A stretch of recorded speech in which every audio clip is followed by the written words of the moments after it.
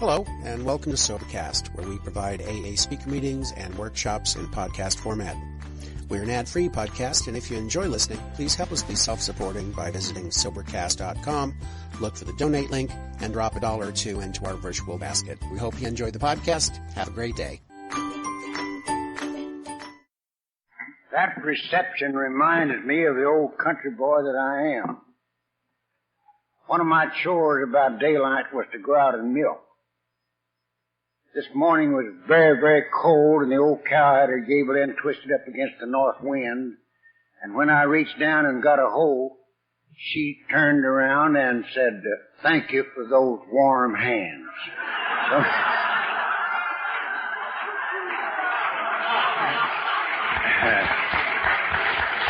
So thank you, fine ladies and gentlemen, for those warm hands. Mr. Chairman, honored guests, ladies and gentlemen, and friends of Alcoholics Anonymous. First, I want to tell you that it's been a great privilege and an honor to be invited here to this wonderful meeting. I was just thinking there as I was waiting that in all my experience in AA, over a good many years, I have never attended a gathering like this where I have found as much love and admiration and as many fine speakers as I've found at this conference. And I never expect to find a better one. You people are just quite wonderful.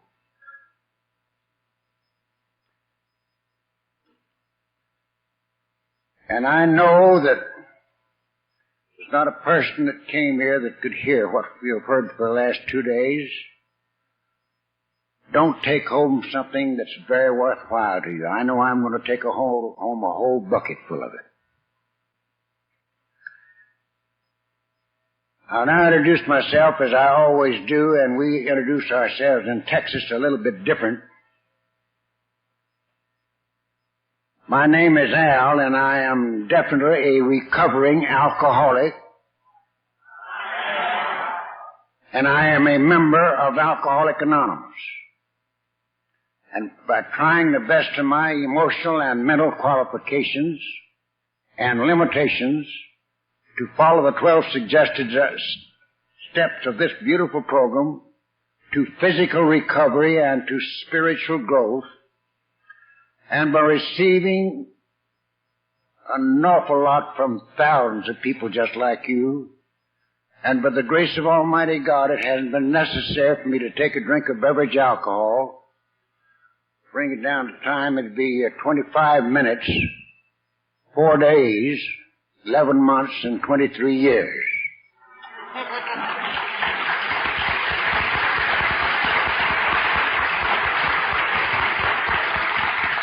Now, ladies and gentlemen, I only speak of the length of my sobriety, not the quality. Maybe I could have done better than I have, but I'll assure you that when I found this wonderful way of life, I dedicated my life to it. And I've given every moment of that time that I could possibly spare, trying every day to do my honest best to give to someone else what someone was kind enough to give to me. I also feel that I should state to you humbly that I don't feel that I hold any special position of leadership in this beautiful fellowship on account of the length of my sobriety or my experience. I am simply a member of Alcoholics Anonymous, feeling that I can shake hands with and say brother or sister to the vilest drunken man or woman that ever lived. If anything should come to you of moral admonition through what I say, it comes not from a sense of moral superiority, it comes from the depths of my heart and my experience. And I'm hoping and praying this afternoon that I will be able to say something that might be helpful to someone here. That is my mission in life. And to do that, I'm not going off on a drunk-a-log. I don't ever do that. I used to a long time ago. But I'd much rather qualify myself as an alcoholic and then talk about the wonderful program that has kept me alive over these years. I realize that I am in the evening of my life, because I am in my 82nd year. Thank God.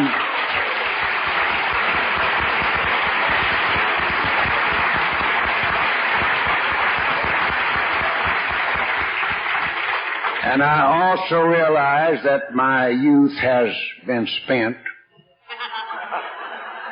that my get up and go has got up and went. But you know, I can look at all of it with a great big smile, look at the fine people like you that I have met, and the wonderful places that my get up has been. So,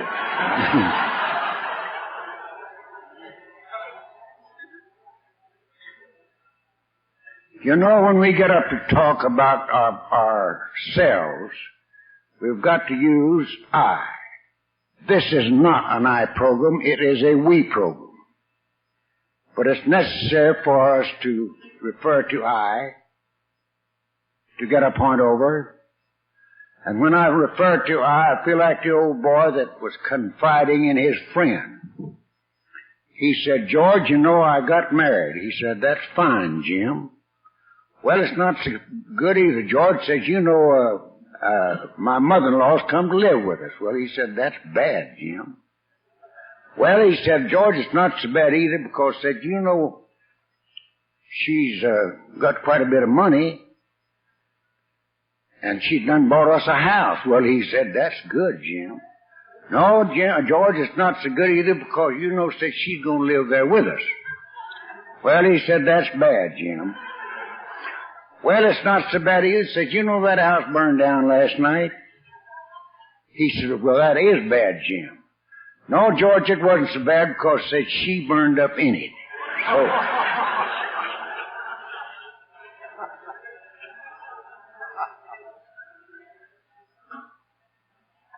I'm an old country boy, as I said before, and they call me from Texas. That's where I'm from. But I've got some news for you.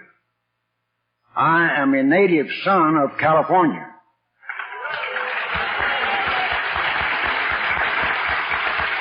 And I was born right out here at Pomona.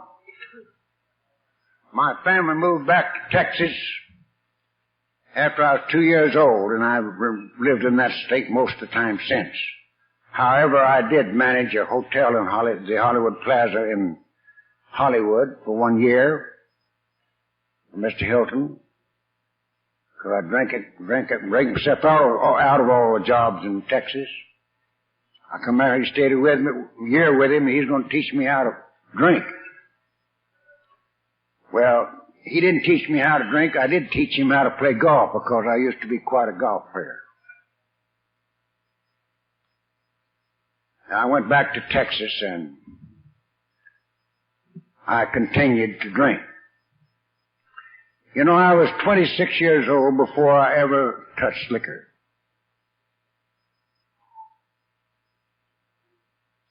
When I ran away from home, I came to Fort Worth, which is about 40 miles away, and I got me a job washing dishes in a hotel. And I worked awful hard. I didn't know anything else but hard work, because there's a big family of us, and we had to work to make a living. But I didn't like that farming business.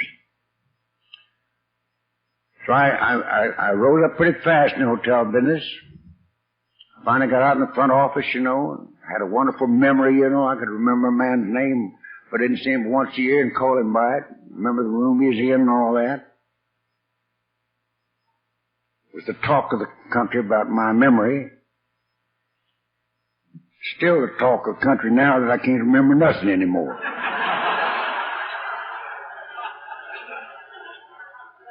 It's quite embarrassing to at times. You get with a big crowd, you know, and some old boy run up, hello, Al, how are you? I'm so glad to see you.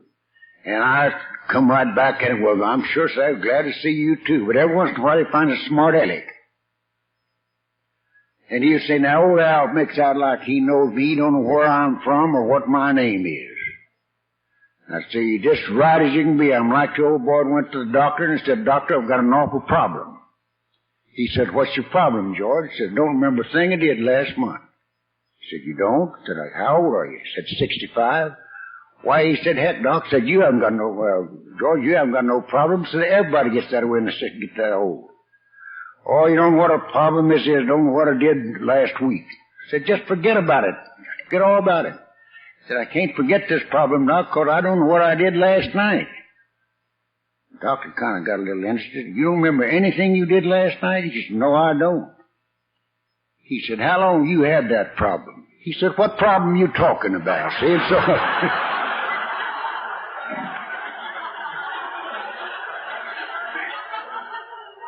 But I got very interested in the food end of the business, and I went in dining car service, worked up as superintendent of service on a big line. Then I took over country clubs, 3 of them, one in Fort Worth and 2 in Dallas.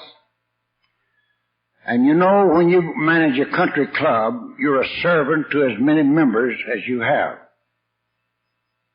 One of Texas' wealthiest women that was raised in the same little town that I was raised in Decatur, Texas. Of course, she was sent away to find school. I didn't know her too well, but I knew the 2 boys. They were good friends of mine.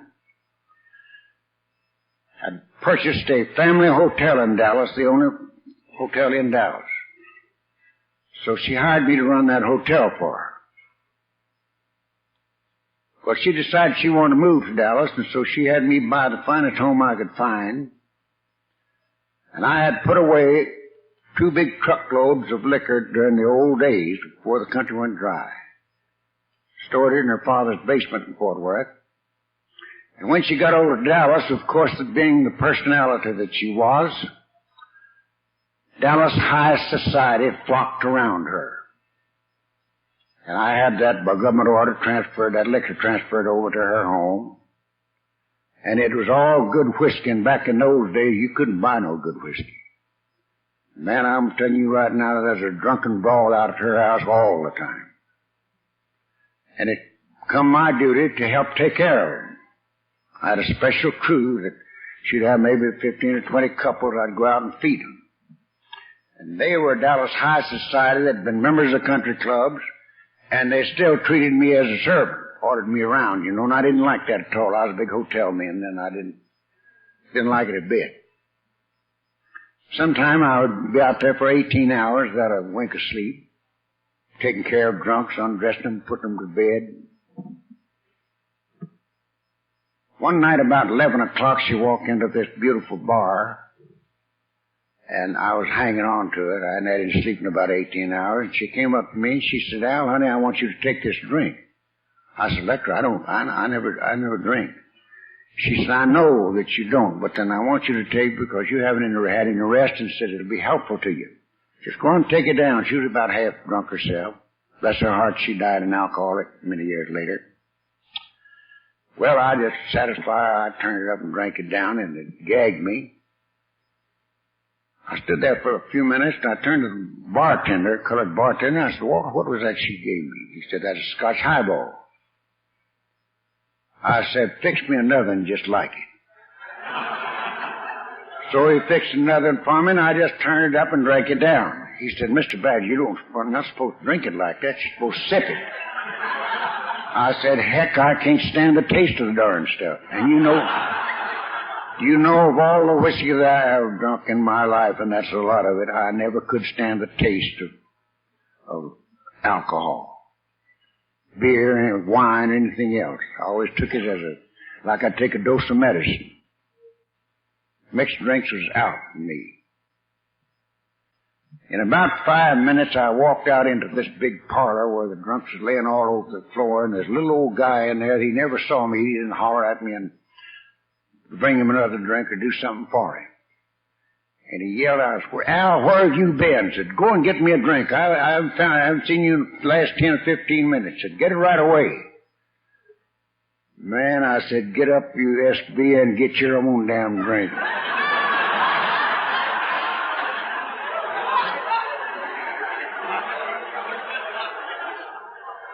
I said, I'm not a servant to nobody. Nobody in this room. Well, that just pleased the life out of a lot of those people. They just died laughing about it. And it wasn't no time till I was telling them stories that I'd come from across the track that they'd never heard of, and I made myself very popular with all that bunch. But I was never treated as a servant by them anymore or anybody else. Now, you know, I used those 2 drinks as a glass crutch for many years. I never thought about taking more than 2. If I had a situation to meet, I'd take my 2 drinks and I'd go out and meet that situation. It gave me courage, it opened my mouth and loosened up my tongue. I wasn't educated, I was bashful, but boy, those 2 drinks would just fix it right. In fact, I just didn't know how I lived without it, how I got where I did without those 2 drinks. But of course, as the years went by, it got to taking a little more. And finally, I hauled off and got drunk. Well, the next morning, I felt terrible, and I said, I ain't going to ever do that no more. And I didn't for a long time. Didn't even take my 2 drinks.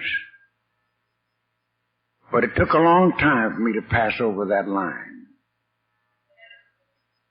More and more, to get where I wanted to be. But when I passed over that invisible line from what we term social drinking to pathological drinking, ladies and gentlemen, I lost one of the greatest gifts that God gave you and I. Because I lost my self-respect, I lost my fixed loyalty to my fine little family, wife and son, and to the people I worked for. I carried a terrible sense of guilt of what is happening to me. Then I began to build up alibis and excuses for my drinking, and it lasted much longer than it should have. And due to my capacity to misrepresent with certain skill, I won the admiration of the charter members of the biggest liars club in the nation. I told them so big I believed in myself. It would be needless for me to go into the story of the heartbreak and sorrow this caused, the pain of hangover, lapse of memory. Mental deterioration had set in. When I go back in my past, ladies and gentlemen, I'm not proud of it. I look upon my past with regret. Today I'm seeking to atone for some of my misdeeds, to right some of my wrongs, to wipe away many tears that I caused. And I found Alcoholics Anonymous. I gave it everything that I had. Because I traveled down that one street a long way, all the way to the end. I had a chain of hotels that I'd worked hard to build up. I drank them up. Then I drank up a lot of big jobs. I had 34 hotels over 14 states that I was general manager of. The old man that owned those hotels fired me 3 times and looked me up and hired me back with a promise I'd never take another drink. Offered me a big bonus the last time. I never made a bonus, but I did make 9 months. And the bonus was $2,500, which is a lot of money back in those days. One of his big men that owned a big insurance company there, he did, and this man run it for him. He came up to Austin, Texas, where I had headquarters. One afternoon he sent for him to come up to his suite of room. And I went up, he had some men he wanted me to meet, and he said, Al, I was with Mr. Moody yesterday. And he said, he's so glad to have you back with him. Said, you know what he told me? He'd rather have you running his hotels drunk than a lot of people run them sober. I said, you don't mean to tell me Mr. Moody said that, did he? He said, he certainly did. I said, Bernie, just pour me a drink. And bang went the $2,500 bonus.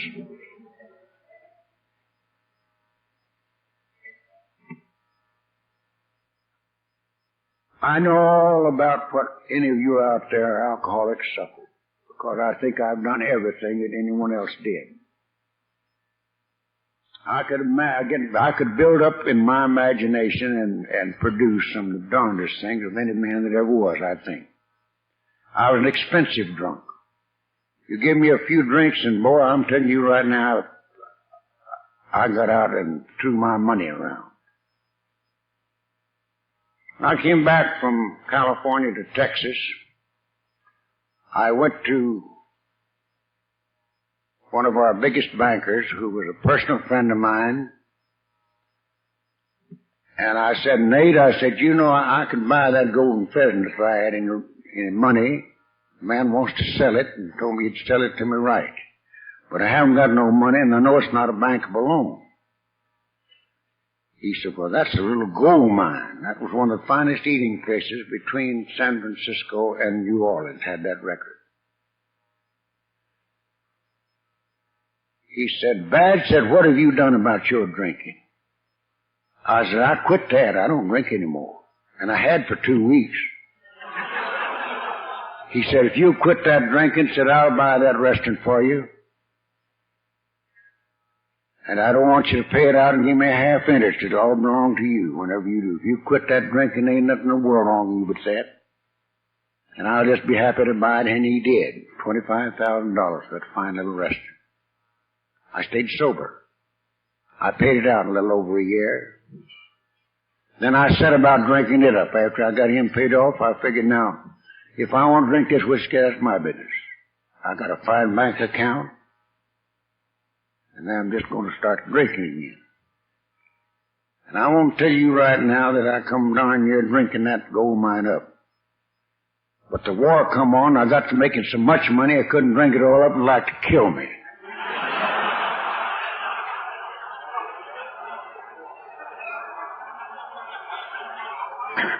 I shall never forget the last drunk. I'd been gone for 2 weeks on this drunk. And my poor little wife didn't know where in the world I was. It's a funny thing, a strange quirk about the alcoholic, and we've all got it. You take yourself back.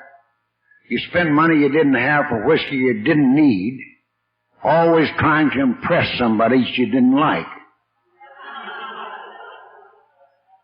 That's characteristic with us.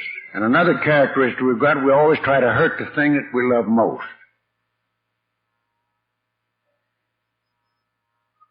Stumbled into my apartment about 2:30 in the morning, fell in bed in a drunken stupor. I rolled and I tumbled, shaking from head to foot. And I heard my little wife open her bed, snubbing away and saying, not this time, God, but maybe next time. Well, that just cut me to the heart. Next morning, I finally got to sleep. The next morning, she'd gone to take care of my business for me. So I worked everything all out. I had a nice bank account.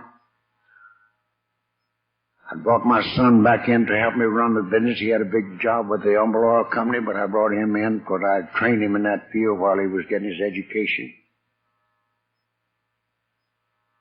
Had a fine business and a lot of insurance, and that my wife and son would be a lot better off without me.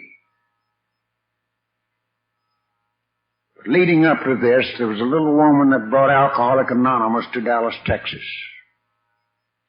Esther. What a great woman she was. She's gone now. After struggling for a year to get it started there, and she had about 20 members, she permitted a story to be printed in the Dallas Morning News, a feature story wrote by one of the greatest feature writers that we've ever known. And what a beautiful story he wrote about the history of her life. And the heading of that story is the story of a drunkard. She told everything that happened to her. My wife read that story, and she saw me in that story, in that everything that she did, I did. So she called this lady up. She said, darling, now let me tell you something about an alcoholic you probably don't know. Don't go and get that paper and say, read this. Go and get you several papers and put one on his desk, put one on his night table, and don't say a word about it. That she did. And I tore up many of them to him in the wastebasket because it didn't refer to me. I wasn't no drunkard. Boy, at that time, I was proudly boasting of my personal liberties and the right to drink when I wanted to. I didn't know what personal liberty was. I took one drink, and then I was a slave to John Barleycorn, the greatest despot of the ages. Thank God today my personal liberty is the right not to drink and to enjoy life in a great, wide, wonderful world. I decided that the best thing for me to do would be to jump from that 7th-story window. I went over and opened the screen, the window, and I thought I'd better sit and think things over a little bit. But when I said, use me thinking about the best thing for me to do, and I got up to start the window, I fell and I grabbed the night table, and my hand was right on that paper. I said, well, the last thing I can do, and I know she's been wanting me to read it, I'm going to read this thing. And in that story, I found the history of my own life. At the end of that story, it said, if anyone is suffering, has suffered like this and wants to do something about it, to call this number. I called it. 10 minutes, 2 nice-looking men walked in my room, well-dressed, they smelled good, and I didn't. Happy as they could be, smiled on their faces. One old boy looked at me and he said, you're pretty drunk, aren't you? Oh, no, he said, you're pretty sick, aren't you? And I said, I'm not sick. I said, I'm just a no-good drunk. He said, where you got your whiskey hid? I said, there's a full pint between the mattress and springs. I said, what do you want to do with that? He'd already got it out. He said, I'm going to give you a drink. I said, listen, I didn't invite you gentlemen down here to teach me how to drink. I know how to do that. I'll take that drink and I'll be drunk again. I'm trying to get sober.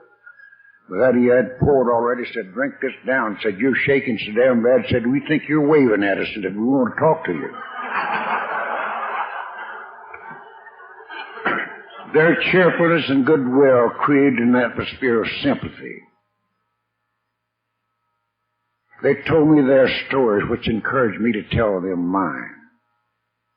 They more or less ran a transmission belt from their lives to mine, and I no longer felt alone. I went to my first meeting with those 2 men and their wives. Man, I thought I'd really got myself into something sure enough. Place is Skid Row part of town upstairs. There's a liquor store on one side of the stairway and a beer joint on the other, and we stumbled over 2 drunks going up to the meeting room. And I never heard as much laughter in my life and hollering and going on. And I thought, boy, you're going to the biggest drunken party you've ever been in, see. The old boy was standing at the door, and I walked up. He said, what's your first name? I said, Al. He yelled out, got a new member, old Al's here. Man, they come running around me and slapping me on the back, and everybody talking at once and nobody listening. You know, I thought, man alive, these people are really drunk. Finally, old boy said, you like to have a drink? I said, heck yes. I'd had 2 big ones before I left. The rest were only 5 or 6 blocks away. And went over in the corner, and there was an old makeshift counter built out of a piece of sheetrock and a 2-gallon pot on a hot plate. Said, now, you want some of this good coffee or Coca-Cola? I said, hell, don't want either one. Want some whiskey. Well, he said, we haven't got no whiskey. It's time to start the meeting. He said, come up and sit with me. Got me around the front row. And the old boy got up there, and he said, we're conducting the meeting tonight on the spiritual side of Alcoholics Anonymous. Well, that kind of got me because, you know, I didn't even believe there was a God. I was raised in a Christian family, but I left all that at home and I ran away. I was an atheist or an agnostic, I think both. Well, everything he said, God did it for him, you know. And then I got to thinking, well, hell, I'm mixed up here with a bunch of holy rollers, religious fanatics, and I like to twist the bottom of that chair out as though with, boy, I got out of there. Everybody that talked, God did this and he did that. Well, you know, back in those days, they didn't know much about this thing. Everybody was so happy, you know, they were just talking at random. Well, I went back to my restaurant. What few was in there, I got him out. I locked that door and went back and got me a quart of cold champagne and stood on a little settee there and cried in that bottle and passed myself out, bemeaning myself for getting mixed up with a bunch of religious fanatics or holy rollers. How sick can a drunken alcoholic's mind be? The next morning when my wife came, I didn't get home. Of course, she was disappointed. She said, "What's happened?" I said, "Well, honey," I said, "you know, I've got it all thought out. We're going to sell out the restaurant and we'll leave town." She said, "What for?" I said, "That place I went to last night, I got mixed up with a bunch of holy rollers all over Dallas and be talked of, and I said, we'd just be ruined." Oh, she said, "I think you must be wrong about that." But I said, "You know, I did hear that my friend over in Fort Worth, President of the Gulf Oil Corporation, an old drunken playmate of mine, was in this thing." She said, "Well, that sorry thing couldn't be messed up with this." So I said, "I'm going to call him anyhow." One of the smartest things I ever did in my life. When Mac got on the phone and I said, "Mac, I understand that you haven't had a drink in a year." He said, "Where'd you hear that?" I said, I went down to a meeting of holy rollers and all. I thought you had too much sense to get mixed up with that." Said, "Are you having some trouble, Al?" I said, "Yeah, I'm about half drunk now." Be there as quick as I can get there. Hung up in my ear. I thought, that's kind of funny. Another old boy, the Gulf boys, one of the richest men in Texas, another one of my old drunken playmates. About three of us, we get together pretty often. I always run around a lot of drunk, a lot of rich people. I always thought I was going to get something out of it, you know. But I never made a dime out of all the multimillionaires that I worked for, and I always worked for rich ones. Well, anyhow, they came over. I took them around kind of in the back. They had dinner all fixed for them late in the evening. And they went to talking. They're all sober. That surprised me. I thought they were all drunk. Come on, get me out and drunk with them. My wife didn't like it a bit, you know. She thought that wasn't going to happen.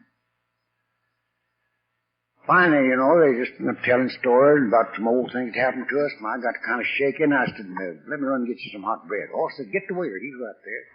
I said, "Oh, I'll get right back through that door." And I dived through that door and down that wine cellar and grabbed that jug and take two or three big licks at it, and then I'd back and give him the bread. And about the third trip, old boy said, "Now, next time you go down there to the wine cellar, get that jug and bring it up here and put it on the table. You won't have to make so many trips." You know, I thought I was getting by with that. But anyhow, those boys took me to Fort Worth, and there they got me sober on what we had back in those days, the Kansas City treatment. Now, boy, that's some treatment, but it'll darn sure get you sober. I use it every once in a while. 2 ounces of whiskey and 4 ounces of water. You got to sit there with that bird, though, you give it to, because you don't get it only every 3 hours, and the bottle's right up where you can see it. They got it, they had the bridal suite. First time I ever been in a hotel all my life, and the first time I ever seen a king-size bed. Had a canopy over it and all that business. They sit there with me for 36 hours, and the last drink I took was at 1 o'clock, 5th of July, 1945, and I was as sober as I am right now. Then the work began. I began to come to meetings in Fort Worth. Then I finally went to going to meetings there, and I told them all how I was going to work this program. I didn't want any of this God stuff. That first step, I believed every word of that. Then I want to jump up there at that 12th step, and I was going to get out and sober up and meet a lot of drunks.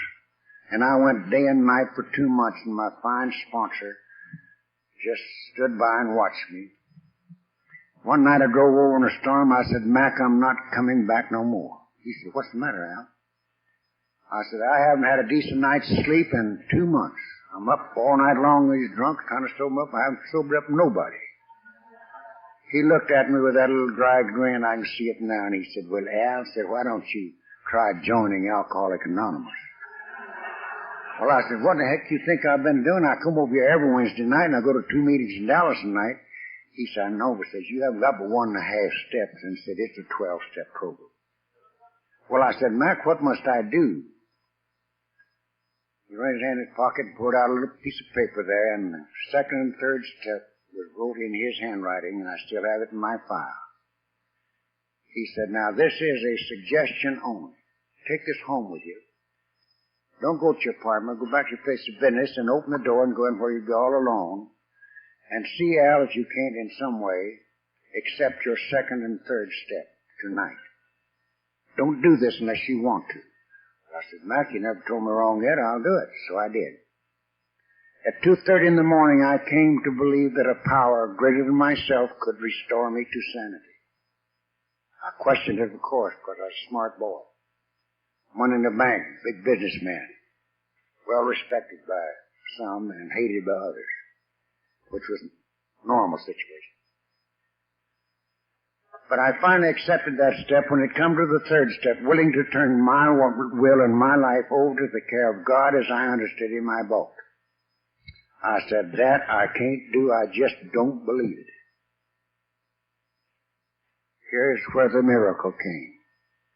There's a little wee voice that came to me just as plain as I'm talking to you now. I even turned around to see if someone was talking. Said, if you don't believe in me, you do believe in your sponsor. Let him be your higher power until you can find me.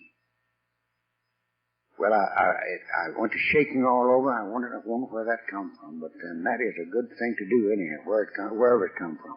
That I'll do. I never said a word about that to nobody till next Wednesday night, and I went back to Fort Worth, and he was at the door to greet me with it, put his arm around me and pulled me over to one side. He said, Al, I'm glad to have you back. I knew you'd be here. And let me tell you something, my friend. I'll do my very best to act as your higher power and you find the God that I have. I looked at him kind of funny. I said, what do you mean by that, Mac? He said, at 2:30 in the morning after you left here, I was awake and thinking about you, and it came to me very plainly that you had selected me as your higher power. Well, I said, Mac, that's exactly what happened. I told him what happened. I said, how can a thing like that happen? He said, you'll realize, Al, if you can get onto this step and go to living by it, that God does things in strange ways. I said, what must I do now? He handed me 3 little contracts, only 4 or 5 words in them, like it seemed way back some of the old timers have, that we used for our morning contract. He said, memorize the one you like best and walk to your mirror. And as you look at yourself, repeat it. The third morning, I threw them on the bathroom floor, and I looked in the mirror, and I said, God, if you exist, and I just can't believe you do, but if you do exist, I'm going to ask you to give me a morning contract that I'll promise you I'll say every morning the longest day that I live. To my great surprise, I said, good morning, God, this is another day. It's a brand new day from your hand. I'm not going to ask you to do anything for me today I can do myself. But I know there's many things coming up this day where I'm going to need your help and guidance. And God, don't forget to send someone to me today that's suffering like I was and give me the proper words that I might show that person a happy life. I was shaking from head to foot, and all day long I tried to put that together, and it just didn't work at all. The next morning I approached that mirror in fear. Those same words came out. And they have come out every morning. Never do I miss that. This morning, the same thing. When I told Mac about what I'd done, he said, that's wonderful. That's wonderful. Now, Al, I want you to find out a little bit more about yourself. He said, take your 10th step, and he says, it tells you to continue to take your personal inventory of yourself, and when you're wrong, promptly admit it. I said, I'll do just that. He said, don't do it unless you want to. I said, how often you want me to do it? Often as you want to. So I conceived the idea the best time to do that would be at night, before I went to sleep. I'm closing a day I'll never be able to live again. Why not look that day over? So I started out with my inventory. And note, it wasn't any time that was too natural things for me to do. contract with Almighty God in the morning, and an inventory at night where I reconstruct my whole day, and you know it gets very interesting. I've never had anything like a perfect day. Many mornings I've got to get up now, walk down and apologize to some bellboy or some waitress, some sharp remark. I always do. I'll tell you one thing that'll do for you. It'll teach you everything about yourself. I know all about me, and there's a whole lot about me I don't like. And I'm trying to change it too. But that's two things that I do in Alcoholics Anonymous. On July the 5th, 1945, ladies and gentlemen, I inherited a great fortune from a man that I have no regret at his passing. Under the conditions of this inheritance, I feel that I should share it with others. And I find it's a big cut for everyone. Because it's not the kind of a fortune that's affected by bank failures, stock market crashes, or business depressions. It has withstood all such things. The man who bequeathed riches to me looked exactly like I do outwardly. The same name, the same parents, the same childhood, the same early man. Good. In fact, he was my former self. My former self laid down and died. And the autopsy showed that he died from pessimism, fear, hate, resentment, vain regrets, and many, many other complications. But old Al wasn't wholly bad. He left me with a great store of courage. He gave me a lot of things that I could work with. And I used these things. But there's one strange thing about this wonderful gift, this fortune that's been given to me, that every day I give it away and I have more than I gave. As I stand before you this evening, I have more than I've ever had. Thank God. There's one thing that I want to leave with you good folks. Maybe you haven't thought much about it. But you know I owe so much. Each and every one of us in this room that has found this beautiful life, we've got a debt to repay to get the real good out of Alcoholics Anonymous. And God in His wisdom selected you and I as surveyors of His goodness. He went not to the proud, the mighty, the famous, or the brilliant. He went to the lowly drunkard, the despised alcoholic. Well might He have said to us, under your weak and feeble hands I am entrusting a power beyond estimate. A power that has been denied the most learned of my fellows. Not to scientists or statesmen, not to wives or mothers, not even to my priests and ministers have I given the gift of healing of the alcoholics that I've entrusted to you. You and I must use this gift unselfishly because it carries with it grave responsibilities. No day can be too long. No time upon our hands can be too urgent. No case too pitiful. Let's remember that we have a big job to do. And you know, the only way that we can help the alcoholic is to understand the alcoholic. And to find the real meaning of it,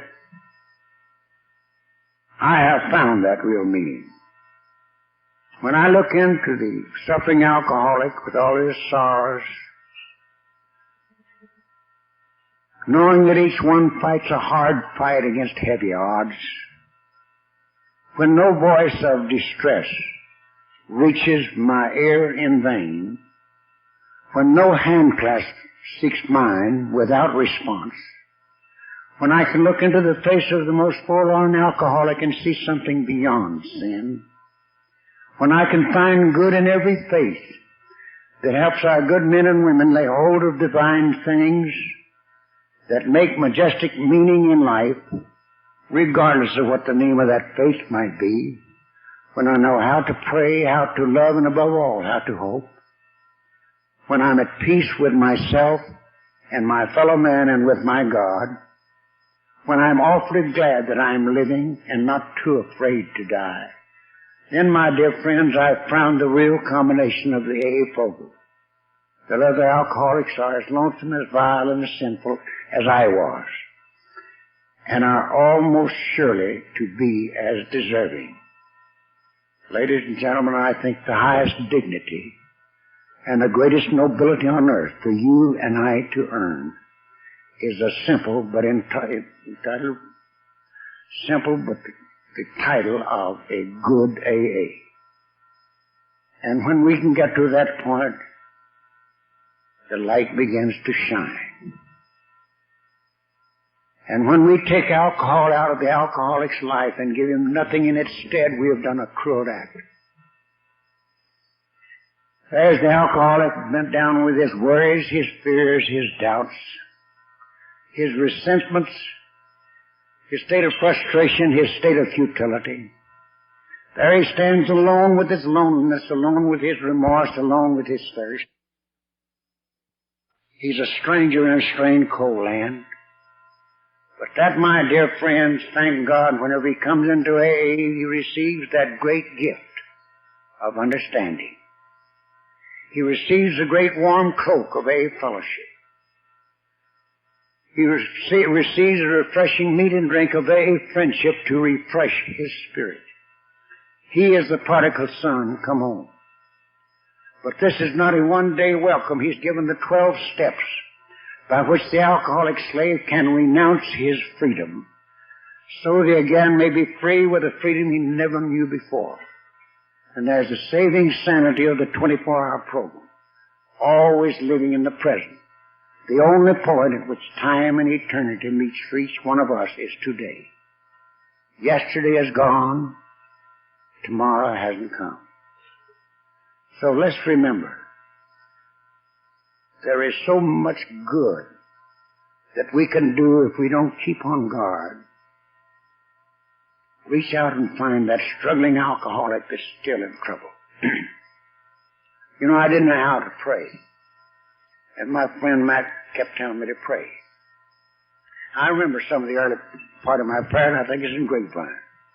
I prayed that I might have the admiration of men and women.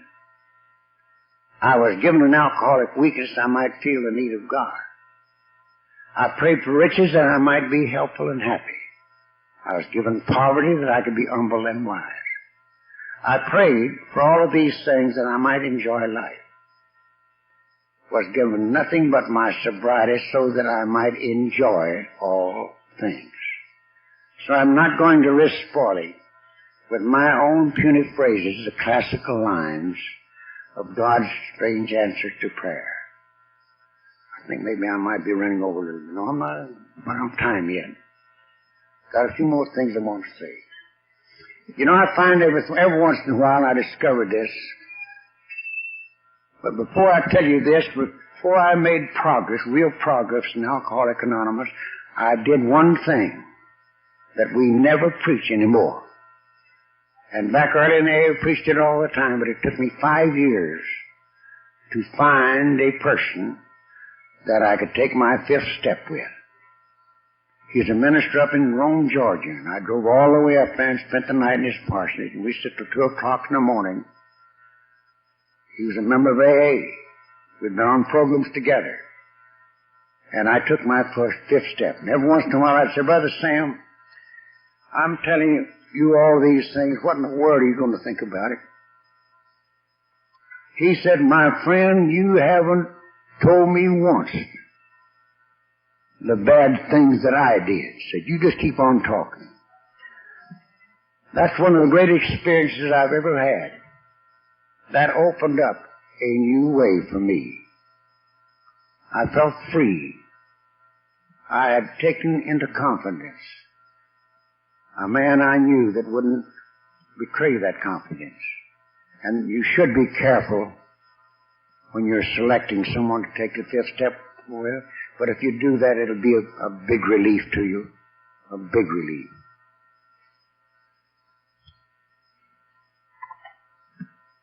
In my own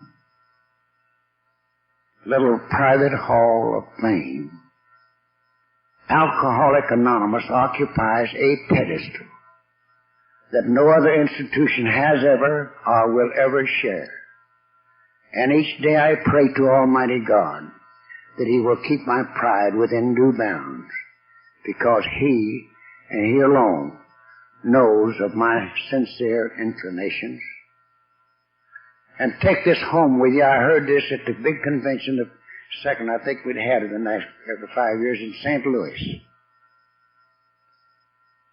Good friend of mine, we decided we'd go out to the clubhouse one afternoon. I'd been out, but he hadn't. So we got a taxi cab, and we talked to A all the way out. We went in and paid our respects and kept the cab, and when we went back and got in the cab driver handed me a program. And he said, "You know, gentlemen," said, "I drive a cab, but said, I'm deacon in my church, and I'm a very spiritual man. And I couldn't help from overhearing your conversation. And said, I write a little poetry." He said, "I think this is very apropos to your program.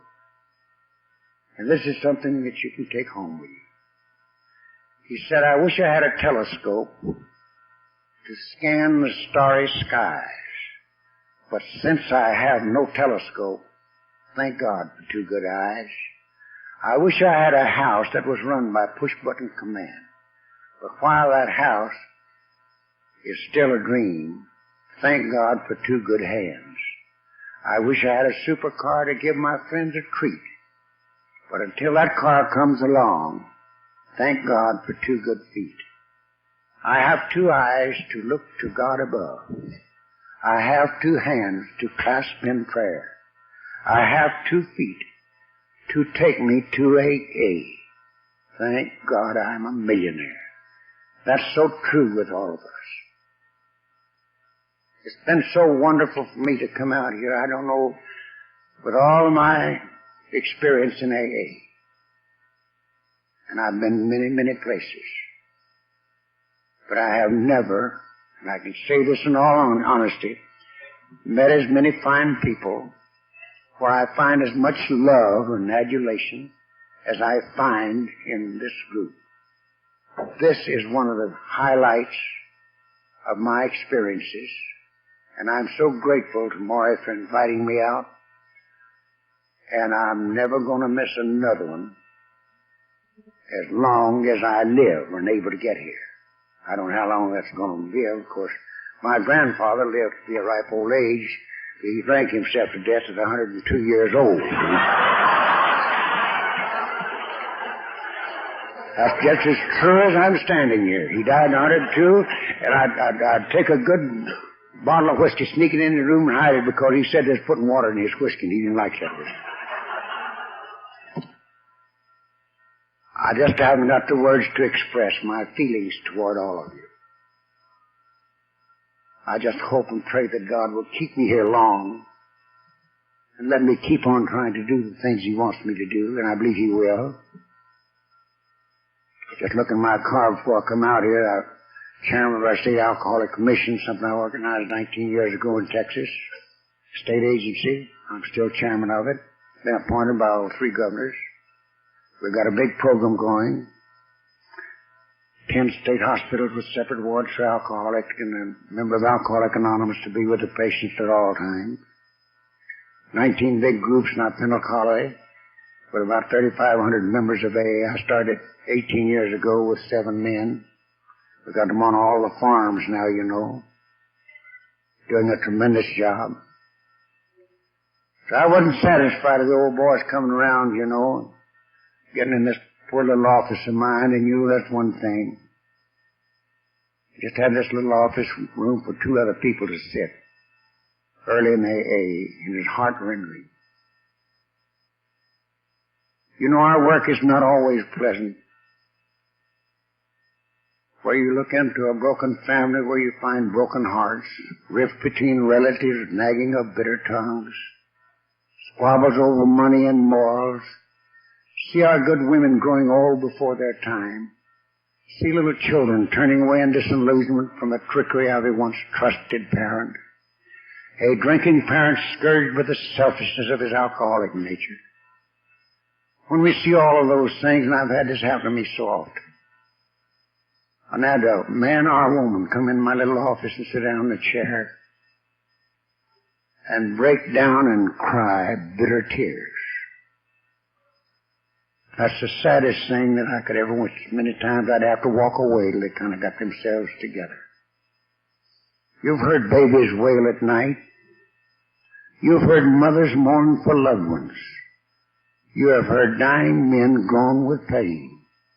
But ladies and gentlemen, there's nothing more pitifully hopeless than the cry of the drunkard in his alcoholic misery. Babies can be fed. Time dries the tears of weeping mothers. Death relieves the pain of the dying, but the alcoholic has no refreshment in food, no solace in time, no promise in death. I'm closing with this, that your sobriety and my sobriety is a necessary state of wholesome living. Drunkenness is death. It's death to all the beautiful things, the lovely ways, the pleasant places to which our spirit cleaves. Drunkenness wrecks our work. Work is the breath of our nostrils. It wrecks our homes, and our homes is our heart's blood. It wrecks in youth maturity, strewing the country with our family's hope, its future, its way of life. And what alcohol has imposed upon you and I, AA has disposed. By following this beautiful program, you and I are persuaded to righteousness. And persuasion will not function in the face of resentment, selfishness, and hate, but thrives in an atmosphere of sympathy, understanding, and unselfishness. Sobriety like peace is an ideal, and we will achieve that ideal only through the realization of an ideal. Never should we forget we believe so easily that which we hope for earnestly. Maury used this last night, and I use it in all of my closings, and I apply it to myself, and I hope you can apply it to yourselves as you go on your homeward journey, because I can truthfully tell you humbly that I have abandoned myself to God as I understand God. I admit my faults to Him and to my fellows. I've done my very best to clear away the wreckage of my past and to give freely of what I have found. And I'm sure that many of us will meet each other in the fellowship of the Spirit as we travel down this old happy road to destiny. May God bless and keep each and every one of you here, and I hope to meet you again.